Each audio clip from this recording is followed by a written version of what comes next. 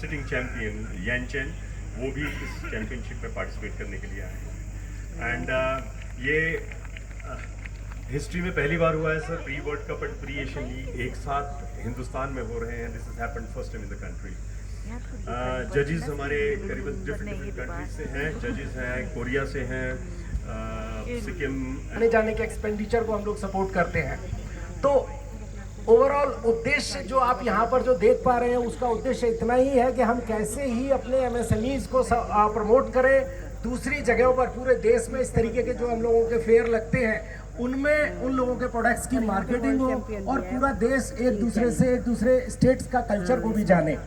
तो यहाँ पर ये जो प्रयास किया गया है, इसमें ये जो 50 एमएसएमईज है, इसमें हमारे सेल्फ हेल्प ग्रुप्स भी हैं, हमारे भी स्कीम है मंत्रालय की, उनको हम लोग चलाते हैं।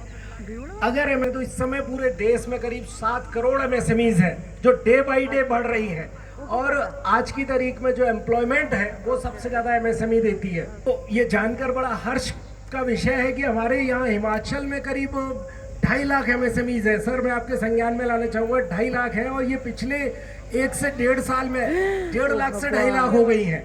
डिस्कस कर ही लिया। और कुछ एडवेंचर हम लोग, जैसे ये साइड हमारी जुंगा है, ये एडवेंचर स्पोर्ट्स से रिलेटेड अगर ये डिक्लेयर हो जाती है तो मतलब कुछ ऐसे मैप पर अपने आप ऑटोमेटिक आ जाए।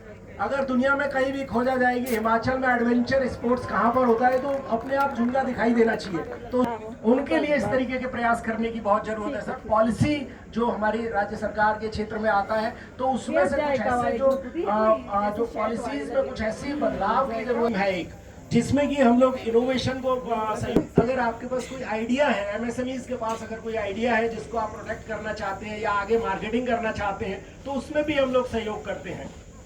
हमारी एक क्लस्टर से रिलेटेड सर एक बहुत बढ़िया स्कीम है, जिसमें कि हम लोग राज्य सरकार के साथ मिल करके बहुत अच्छा